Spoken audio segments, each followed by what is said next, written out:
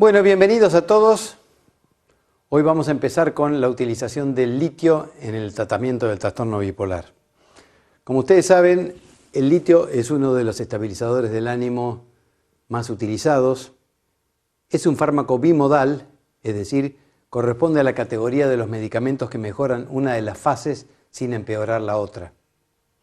¿Y por qué esta definición?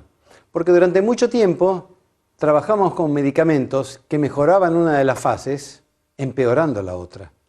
Como la enfermedad bipolar tiene dos polos, si nosotros con antipsicóticos típicos logramos cortar una manía y el tratamiento continúa con antipsicóticos típicos, con el tiempo vamos a inducir la fase opuesta, es decir, la depresión. Los antidepresivos pueden sacar a una persona de un cuadro depresivo, probablemente sí, pero inducen la fase siguiente, es decir, la manía. Por eso es que es tan importante el concepto de que los medicamentos que se usan para el tratamiento del trastorno bipolar deben ser medicamentos estabilizadores. Los estabilizadores clásicos, como vamos a ver, y también otros medicamentos como antipsicóticos que tienen propiedades estabilizadoras. Bien, dentro de los estabilizadores del ánimo, si bien el litio fue descubierto, sus propiedades clínicas, hace muchos años, se hizo popular en la década del 70. A partir de la década del 80 entró en escena la carbamazepina, a partir de los descubrimientos de los japoneses, Okuma y Takesaki, y en el 90 hizo su entrada el ácido valproico, que ocupó una franja muy importante dentro de la instrumentación clínica, junto con los antipsicóticos atípicos. Posteriormente, en la década del 2000, la lamotrigina y el pramipexol han sido algunos de los principales protagonistas novedosos. Así que si bien esto no agota nuestro arsenal de elementos que tenemos para tratar de equilibrar a nuestros pacientes, sí podemos decir que dentro del grupo de los estabilizadores estos son todos los principales. La primera publicación de litio fue hecha por John Cade en Australia en el año 49. Fue la primera persona que se le ocurrió, por su ingenio, por su intuición, por su observación clínica, tratar de ver qué sucedía si le daba litio a un pequeño grupo de enfermos maníacos, y el ensayo resultó muy exitoso. De manera que, por distintas razones, entre ellas la aparición de los antipsicóticos en el mercado, a partir de la década del 50, 60, recién en el año 70 se hizo popular el litio, y sigue siendo un medicamento de primera línea. Es otra forma de decir que el litio no es un medicamento obsoleto, es un medicamento que hace mucho que se usa, pero no es obsoleto y sigue estando en primera línea para varias de las fases del trastorno bipolar. Como vamos a ver, el mecanismo de acción que tiene es complejo. En muchos lados uno lee, no se conoce el mecanismo de acción del litio. Yo diría la inversa, se conoce tantos lugares, tantos sitios de acción del litio que no podemos discriminar a esta altura cuáles son los más importantes, cuáles son los nucleares en su efecto clínico. Lo cierto es que actúa sobre los neurotransmisores y tiene un montón de otros lugares donde trabaja, básicamente modificando las señales intracelulares. Como vemos en la siguiente diapositiva, una vez que los receptores ubicados en la membrana postsináptica son activados o son inhibidos, eso desencadena una cascada de señales intracelulares, una miríada compleja de mecanismos en los cuales el litio actúa en distintos puntos. Por ejemplo, la fosfolipasa C es una enzima que tiene mucha importancia para el sistema del fosfoinositol. La proteína quinasa C es otra de las enzimas que tiene muchísima importancia en la fosforilación de las sustancias que van, en definitiva, a lograr una alteración en la regulación genética. De modo que el litio actúa en muchos de estos lugares y es imposible saber en cuál de ellos es más importante. En principio, una de las concepciones que tiene más vigencia es cómo actúa el litio sobre el mecanismo intracelular del inositol. La fosfolipasa C es una enzima que hidroliza el fosfoinositol difosfato en 2 segundos mensajeros, que van a ser señales intracelulares que llevan hacia el seno, hacia el núcleo de la neurona, llevan los mensajes, el diacilglicerol y el inositol trifosfato. El diacilglicerol, por su lado, influye sobre la proteína quinasa C, como dije, una enzima que fosforila proteínas, y el fosfoinositol trifosfato va convirtiéndose en el fosfoinositol difosfato, en el fosfoinositol monofosfato y finalmente en inositol. Este es lo llamado el ciclo del fosfoinositol y ha dado lugar a la hipótesis de la depresión del inositol porque el litio interfiere en dos lugares, interfiere con dos enzimas, es decir, el litio lo que hace es interrumpir el ciclo del fosfatidilinotisol, inhibe al inositol polifosfatasa y a la inositol monofosfatasa.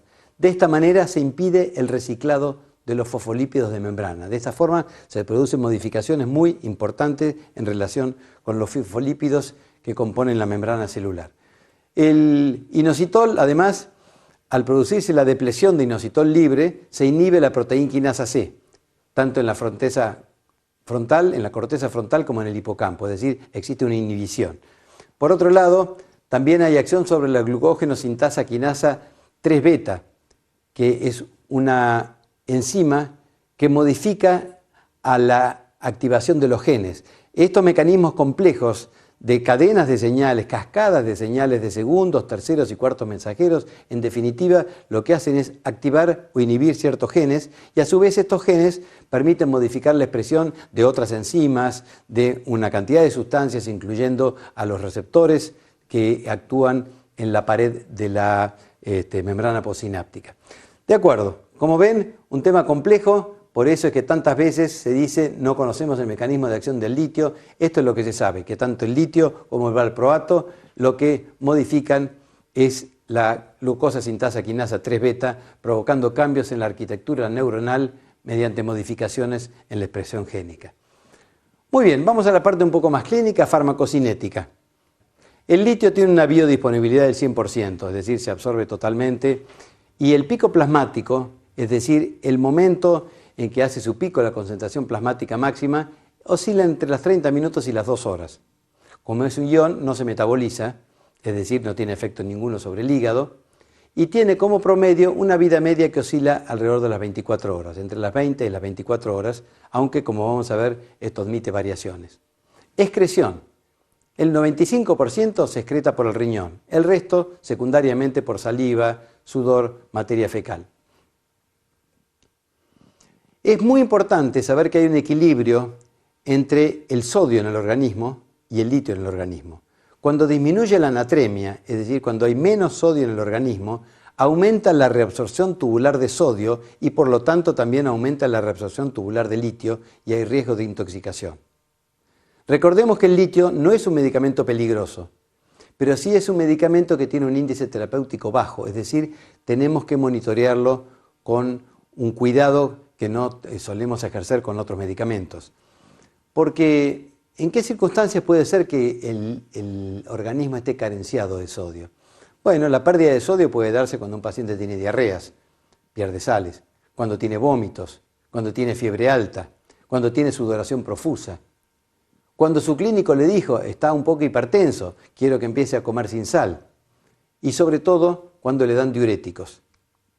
Yo los casos más graves que he visto de intoxicaciones con litio han sido en casos donde el paciente que estaba bien mantenido, bien monitoreado con una buena litemia y un día su clínico le dijo, tiene la presión un poquito alta, desde hoy deje de comer con sal y empiece a tomar este diurético.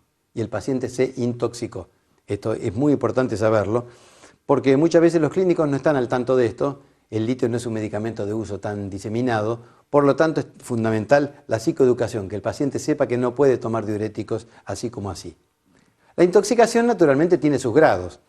La intoxicación leve se produce por arriba del 1,2 milequivalentes por litro y el paciente tiene que conocer que si empieza a tener diarrea, un poco de trastornos del equilibrio, la lengua un poco empastada, el temblor un poco más intenso, es muy posible que le esté subiendo el litio. Cuando la concentración sube un poco más, por arriba de 1,5 miliquivalentes por litro, ahí la ataxia es marcada, el paciente se tambalea, se cae, tiene cuadros de confusión y por arriba de 2,5 puede haber convulsiones, coma y el cuadro es realmente grave. De modo que tenemos que evitar llegar a eso. ¿Cómo hacemos para manejarnos dentro del rango terapéutico? Es decir, ¿cómo hacemos para lograr que el litio sea lo más eficaz posible y sin embargo que no haya riesgo de intoxicación? Como justamente el índice terapéutico del litio es bajo, nosotros no queremos dar litio demasiado poco, que la concentración sea demasiado baja, porque perderíamos eficacia terapéutica. Y sin embargo, por arriba de 1,2, de 1,5, el paciente empieza a tener síntomas tóxicos. En la manía se admite que las dosis habituales están entre 1 y 1,2 miliequivalentes por litro. En la profilaxis, es decir, en el tratamiento de mantenimiento en el largo plazo, Gellenberg, ya hace más de 20 años, comparó niveles. Tomó un grupo de pacientes que lo mantuvo entre 0,4 y 0,6 y tomó otro grupo de pacientes bipolares y les asignó niveles entre 0,8 y 1. Y descubrió que los pacientes con niveles más altos de litio tenían muchas menos recurrencias, pero también tenían mucho más efectos adversos. Por eso es que hoy en día los expertos recomiendan tratar de manejarse con el paciente en tratamiento de mantenimiento con niveles plasmáticos entre 0,5 y 0,8. Porque ¿de qué sirve tratar de establecer niveles plasmáticos más altos si el paciente está molesto, si el paciente tiene diarrea, si el paciente tiene temblor, si el paciente tiene trastornos de memoria? No va a tomar la medicación. Es decir, como dijo Mach, los niveles por encima de 0,8, 0,9 no convienen porque traen problemas de no adhesión. El paciente siente que esta medicación le afecta su vida, que estos efectos adversos le molestan, lo irritan y termina por dejar el tratamiento. Por eso es que lo más prudente es manejarse entre 0,4 y 0,8, diría yo. Muy bien. Bueno, ¿cómo empezamos el tratamiento con litio? En principio, la psicoeducación, es decir, nosotros no le extendemos directamente la receta al paciente, sino que es muy importante persuadirlo de para qué sirve este tratamiento, en qué va a beneficiar su vida, cuáles son los síntomas que puede controlar, en cuánto tiempo va a empezar a ver los efectos, qué tipo de efectos adversos, que los hay, puede experimentar. Muchas veces la gente tiene temor con respecto al litio y hay una especie de mitología de que el litio es para los pacientes más graves, incurables o cosas por el estilo que yo trato de disipar primeramente. Una vez que la persona entiende de qué se trata un tratamiento estabilizador, en otras palabras, que entienda que es un equilibrante, como dijo un paciente mío ingeniero, es como un amortiguador, impide que el paciente se vaya demasiado arriba, impide que se vaya demasiado abajo, le pedimos un laboratorio basal, un hemograma, un chequeo de las hormonas tiroideas, una calcemia y una creatininemia.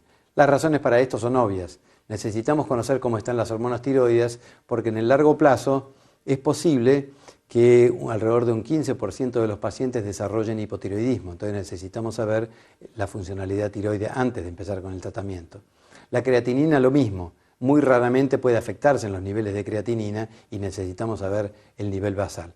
Si la persona tiene más de 40 años o tiene algún antecedente cardiológico, conviene hacer un electrocardiograma, ya que produce ciertas modificaciones en la onda T y en el QRS. Muy bien. ¿Cómo empezamos el tratamiento? Le damos una toma nocturna de 300 miligramos o 600 miligramos, dependiendo de la edad. Fíjense que la edad es muy distinta a las dosis que vamos a utilizar si un paciente tiene 18 años que si tiene 60. Dejamos pasar por lo menos 5 días, se le hace la primera litemia a las 12 horas, es decir, la primera determinación de litio en sangre, que tiene que ser ella a las 12 horas de que el paciente toma la pastilla. La segunda puede ser aproximadamente a los 15 días y después cada 3 a 6 meses y en el largo plazo, cuando el paciente está consciente, el paciente está estable, está psicoeducado, se puede hacer también de forma aún más espaciada. Muy bien. La extracción de sangre para la litemia tiene que ser a las 12 horas. ¿Por qué tiene que ser esto? Si ustedes ven esta curva, van a ver el aumento de litio a partir del momento en que es ingerido. Aproximadamente a las 10 horas hace un pico, a las 2 horas, y después empieza a bajar, bajar, bajar, y se mide a las 12 horas. Internacionalmente está establecido que estos valores de los que hablaba hace unos minutos acerca del rango terapéutico son para las 12 horas. ¿Por qué? Les voy a dar un ejemplo clínico que creo que es especialmente ilustrativo. Hace años me vino a ver una señora que estaba tomando litio, un poco por su cuenta, digamos, con ayuda de un clínico, vivía lejos en la Patagonia, y según ella tenía el litio dentro del rango terapéutico. Y me preguntó, ¿pero por qué tengo todos estos síntomas que según lo que estuve leyendo son signos de intoxicación? Tengo mucho temblor, tengo diarreas todo el tiempo, tengo problemas de memoria. ¿Cómo puede ser? ¿Cómo puede ser que tenga signos de intoxicación si mi litemia está dentro del rango? Y yo le pregunté, ¿pero usted a qué hora toma la pastilla? Bueno, yo la tomo a mediodía. ¿Y a qué hora se hace la litemia? Y más o menos 8 o 9 de la mañana del día siguiente. Es decir, que esta señora, el valor de litemia que lograba era el valor a las 20 horas. Fíjense que a las 20 horas a ella le daba 0,7, por eso estaba tan desconcertada. Ella decía, ¿cómo puede ser con 0,7 que esté intoxicada? Sin embargo, cuando se hizo la litemia con la misma dosis, a las 12 horas, que es lo que corresponde, la litemia le había dado 1,8. La señora notoriamente hacía un año que estaba muchísimo mejor de sus estados de ánimo, pero convivía con estos leves síntomas de intoxicación. Por lo tanto, la consigna siempre tiene que ser que el litio no es importante a qué hora se lo toma habitualmente, todos los días. Lo puede tomar a las 8 de la noche, a las 12, a las 3 de la mañana. Pero si al día siguiente se va a medir el litio en sangre, tienen que transcurrir 12 horas entre la toma de la pastilla a la noche y la extracción de sangre al día siguiente. Y yo lo digo de esta manera, usted calcule, ¿va a ir al laboratorio a qué hora? 9 de la mañana, muy bien. Entonces fíjese la hora y tome la pastillita a las 9 de la noche. No es lo mismo que se haga a las 12 horas, que se le haga a las 10 horas, que se le haga a las 15 horas. Necesitamos que sea a las 12 horas. Muy bien. Esto es una de las causas muy frecuentes de errores. ¿En cuánto tiempo se llega al estado estable? Porque cuando una persona empieza a tomar litio todos los días, no es que inmediatamente alcance el nivel de litemia. Y nosotros vemos acá que tarda 5 vidas medias el momento en que está dentro del rango de estabilidad. Es decir, como la vida media del litio es de aproximadamente 24 horas, entonces cuando una persona empieza a tomar litio, tenemos que pedirle la primera litemia pasadas las 5 vidas medias, es decir, pasados por lo menos 5 días.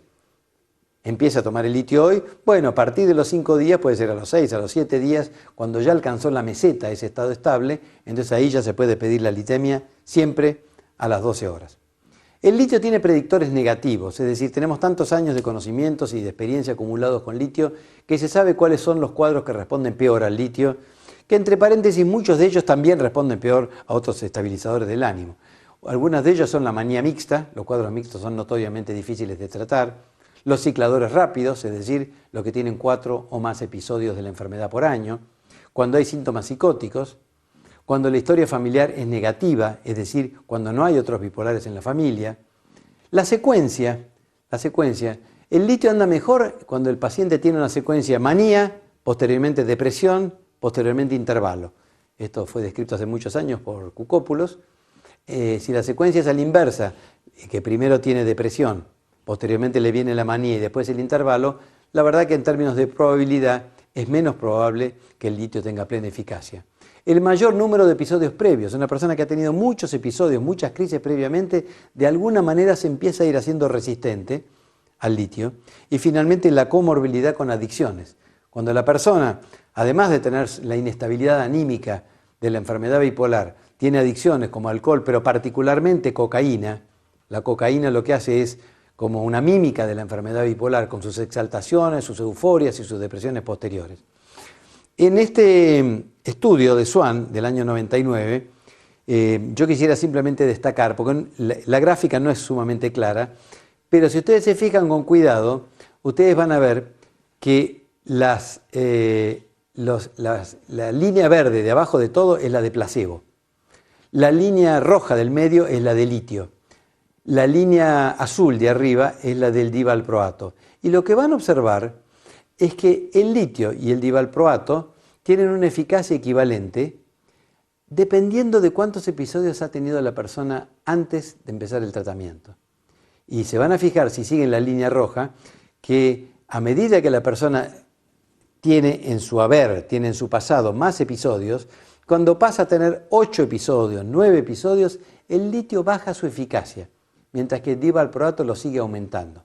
Esto es sumamente interesante porque lleva algunas especulaciones neurobiológicas de por qué una persona, a través de la repetición de las crisis, puede irse siendo cada vez más resistente a ciertos tipos de tratamientos. Este es un estudio muy citado de Swan, que muestra cómo el litio, cuando una persona ha tenido 8, 9, 10 episodios, ya deja de ser un medicamento de primera línea y empezamos a pensar más en otros estabilizadores, como por ejemplo el valproato. Como dije, el litio en la manía, la respuesta se obtiene en aproximadamente 20 días.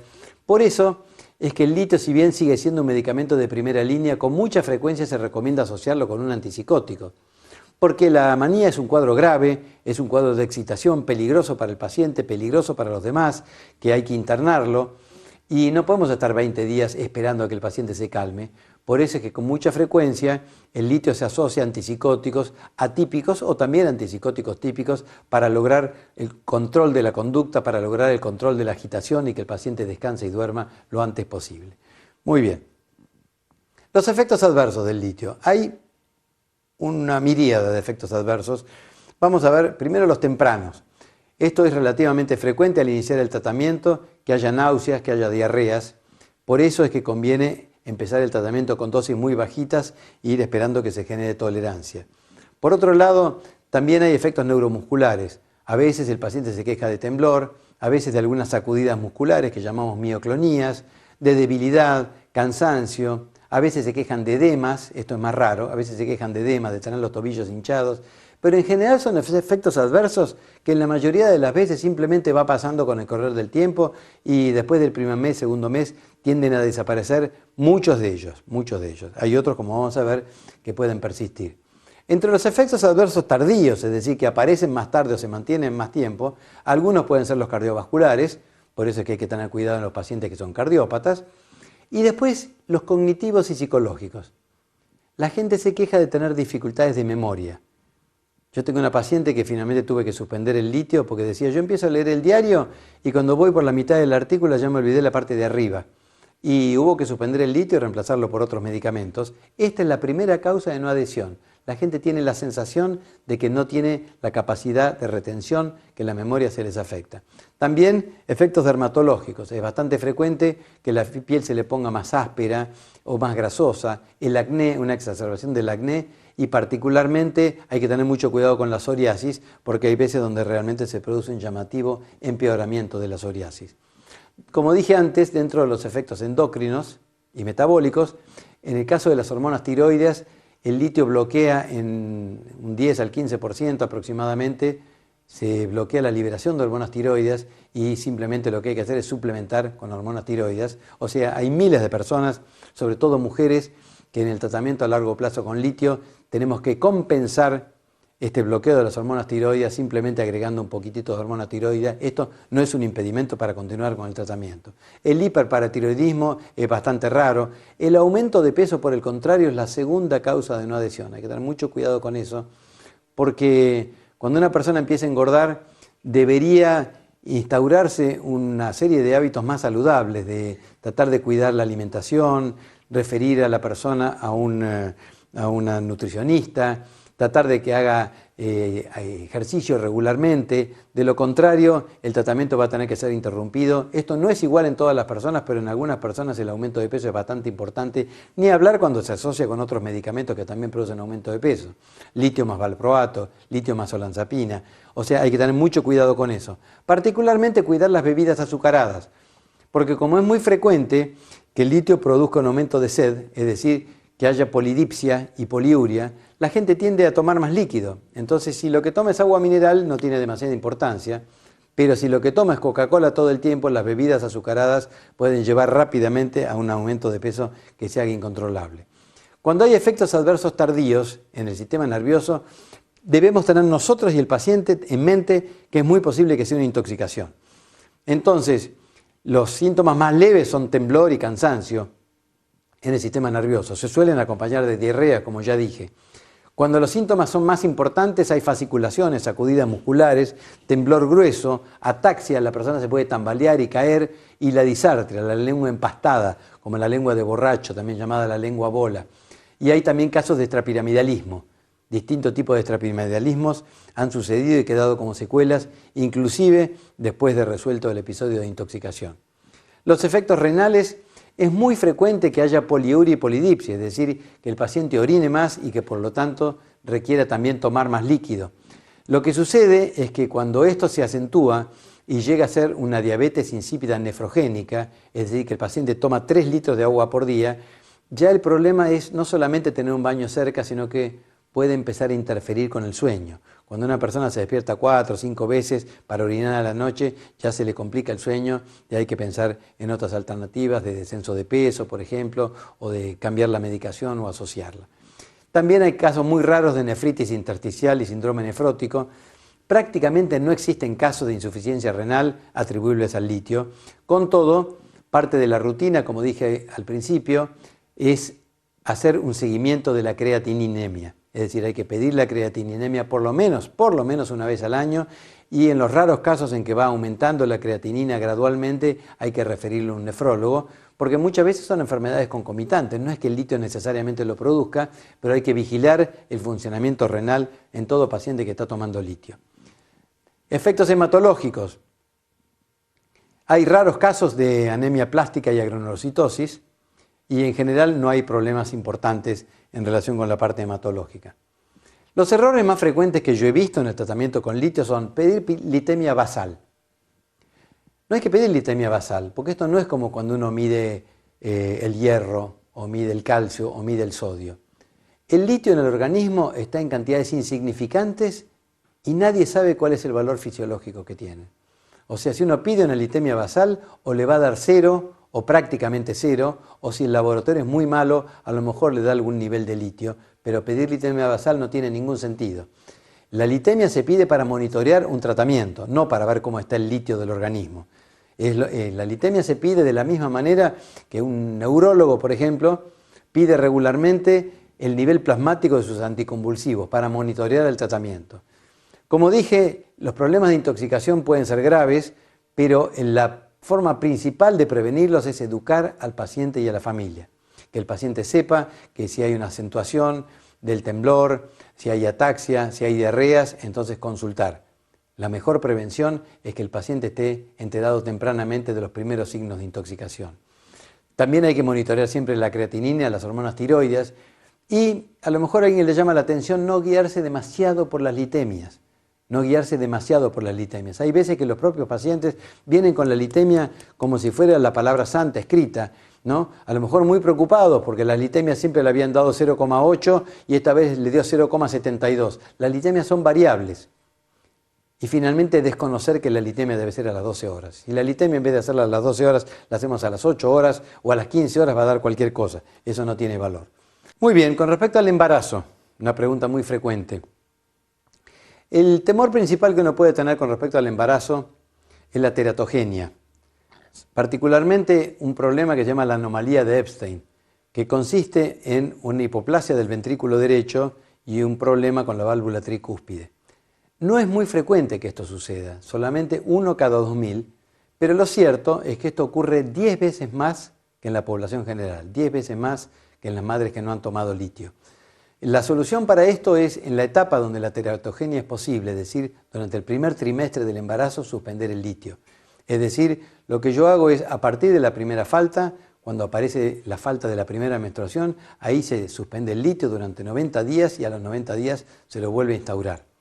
En relación con el chico, si el chico ha seguido tomando, la madre, es decir, ha seguido tomando litio todo el tiempo hasta el momento del parto, ha sido descrito el floppy infant syndrome, que es un chico que tiene hipotonía. Floppy quiere decir flojo, suelto, demasiado relajado. Es decir, se ha descrito la hipotonía y la cianosis en recién nacidos. Por lo cual sería bueno, cuando se está aproximando la fecha del parto, manejarse con los niveles más bajos posible. La lactancia, está establecido que el litio pasa a la placenta y pasa también naturalmente a la leche materna con una concentración del 40% de la lactancia, del nivel plasmático. Por lo tanto, el chico puede sufrir de cianosis, puede estar hipotónico, puede tener cambios electroencefalográficos, puede tener hipotermia. Se recomienda suspender la lactancia. Esto es una desventaja, pero es preferible suspender la lactancia y reemplazarla por leche artificial. Interacciones. Las interacciones son importantes, sobre todo las interacciones farmacocinéticas, porque hay una cantidad de sustancias que pueden influir para que el litio aumente su nivel plasmático.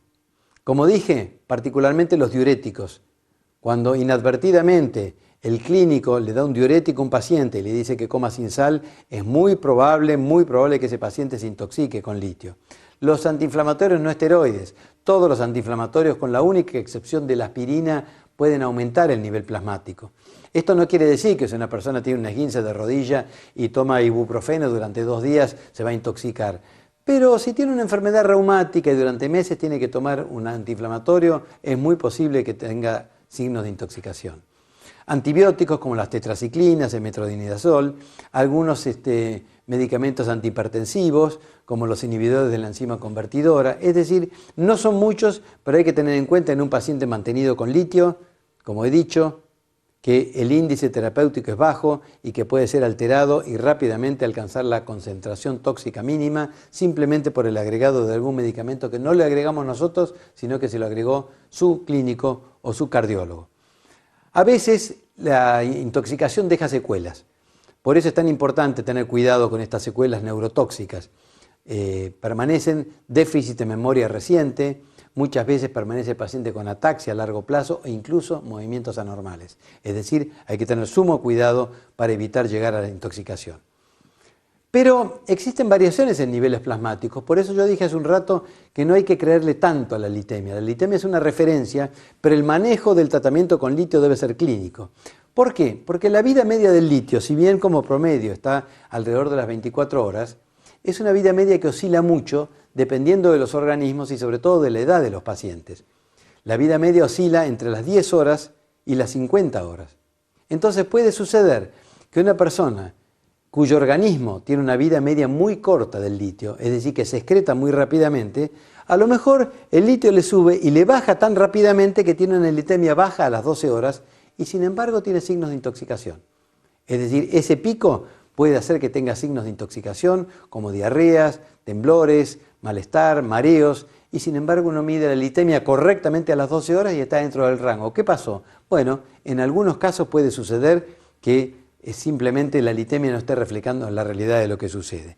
Como vemos acá hay un par de artículos en las referencias, uno de ellos es neurotoxicidad inducida por litio a pesar de tener los niveles plasmáticos de litio dentro del rango terapéutico.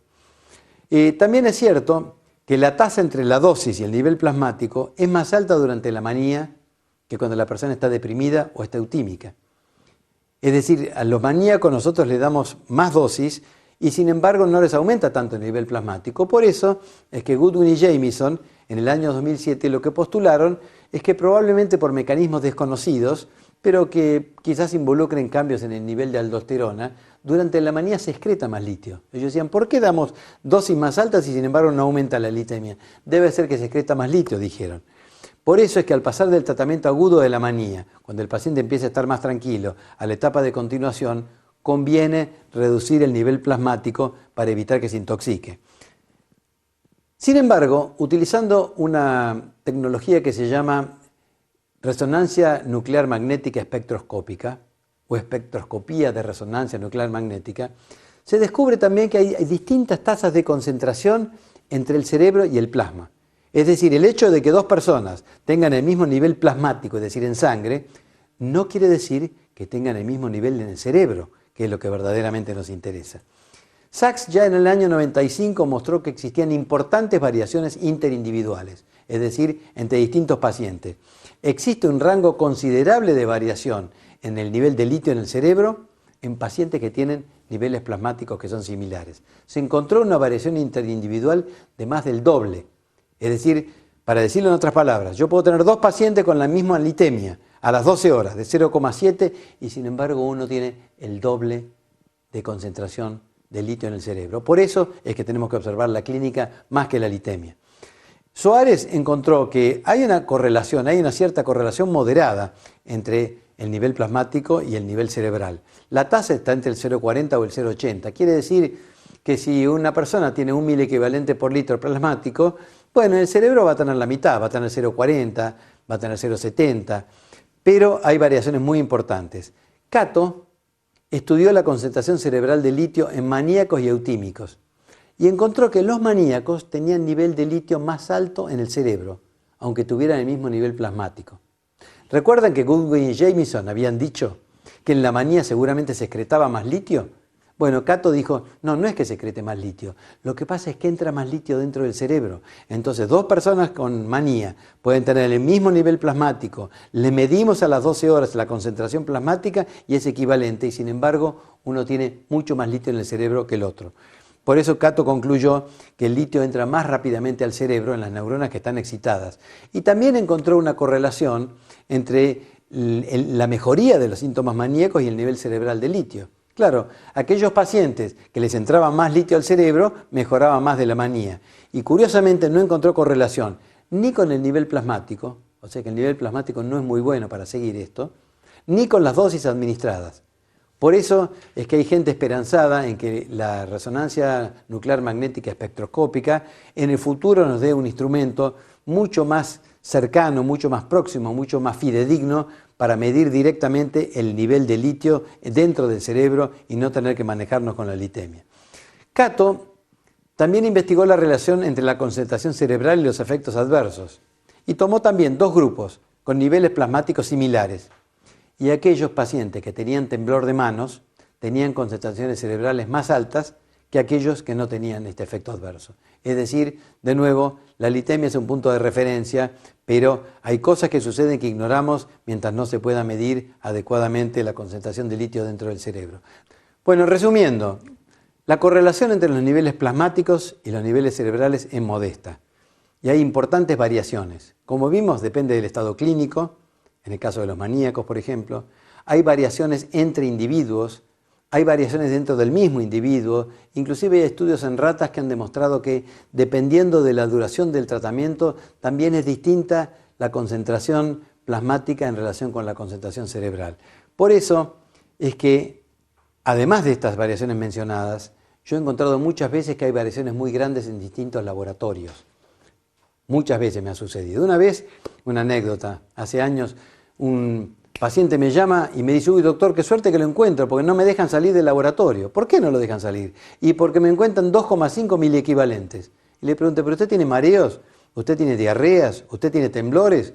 No, no tengo nada de eso. Bueno, entonces no les haga caso, yo le autorizo a que salga del laboratorio y al día siguiente fuimos a otro laboratorio y la litemia estaba como siempre en 0,8. Es decir, no se puede confiar mucho en los laboratorios. Por lo tanto, la conducción del tratamiento tiene que ser basada en la clínica. Si tienen alguno de estos signos, la lengua empastada, temblor, sacudidas musculares, cansancio, diarreas, hay que pensar que el paciente está intoxicado. No nos guiemos ciegamente, exclusivamente por la litemia. La litemia es solamente un dato adicional para la conducción del tratamiento. Por eso es que ya en el año 95 Gary Sachs dijo, estas variabilidades, tantas variantes que hay, tal vez sean la razón del fracaso de tratamiento con litio en pacientes mantenidos dentro del rango plasmático recomendado. Es decir, muchas veces si nosotros nos fiamos en la litemia y hacemos las cosas bien dentro del rango plasmático recomendado, con litemias efectuadas a las 12 horas, simplemente hay demasiada variación en cuanto a la concentración del litio intracerebral y muchas veces, dice Sachs, tal vez esta sea la razón de que muchas veces los tratamientos fracasen. Tenemos que manejarnos más con la clínica y no tener muchas veces tan en cuenta la litemia, que es un dato accesorio. Muchas gracias.